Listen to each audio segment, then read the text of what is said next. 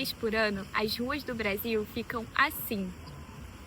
Esses tapetes coloridos são feitos à mão pelas pessoas da comunidade e unem fé e arte numa tradição muito especial, a celebração de Corpus Christi no Brasil, uma das maiores festas religiosas do país, que expressa a fé do povo brasileiro.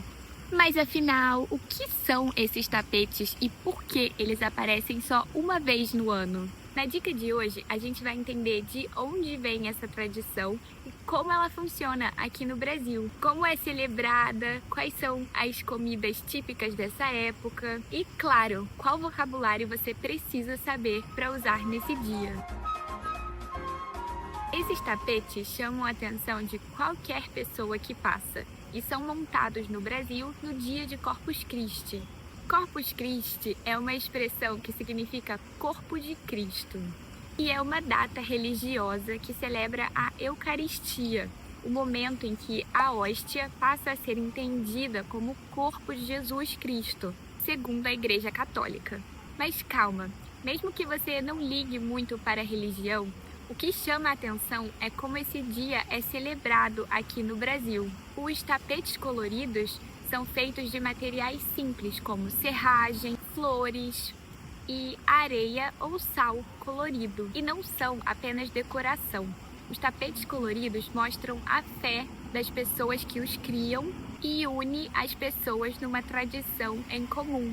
Cada desenho é feito com muito cuidado para preparar o caminho da procissão de Corpus Christi. Mas o dia de Corpus Christi muda todo ano, porque acontece 60 dias depois da Páscoa, mas sempre cai numa quinta-feira. Em 2025, por exemplo, vai cair no dia 19 de junho, mas em 2026 vai ser dia 4 de junho. Se você quiser saber quando será o dia de Corpus Christi nos próximos anos, você pode conferir no nosso post no blog da Rio e Learn. O link está aqui na descrição.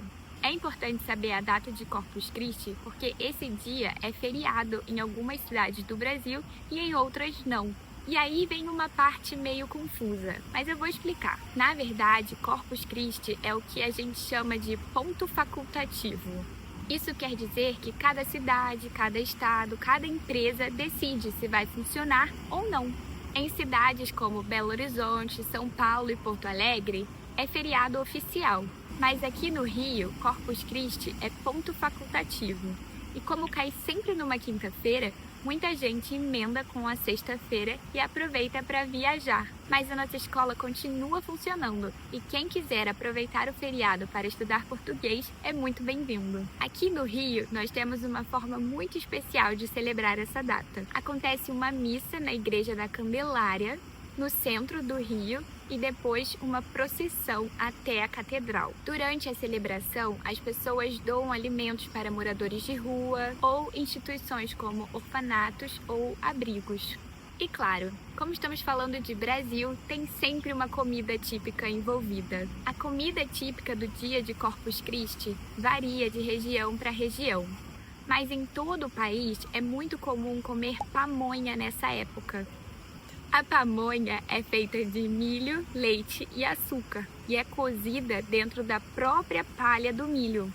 É um clássico que pode ser feito tanto doce quanto salgado. Outra comida típica dessa época é a canjica, que é feita de milho branco cozido com leite, açúcar e canela. Fica parecendo sopa e é servido quente, como uma sobremesa de vó, sabe? Para fechar com um doce bem brasileiro, tem o quindim, que é feito com ovo, açúcar e coco ralado e tem uma textura bem cremosa. Se você é fã de doces, precisa provar. Aqui vão algumas palavras e expressões que você vai ouvir muito nesse dia: feriado, Eucaristia, Jesus Cristo, ponto facultativo, procissão, tapetes coloridos, tradicionais e região.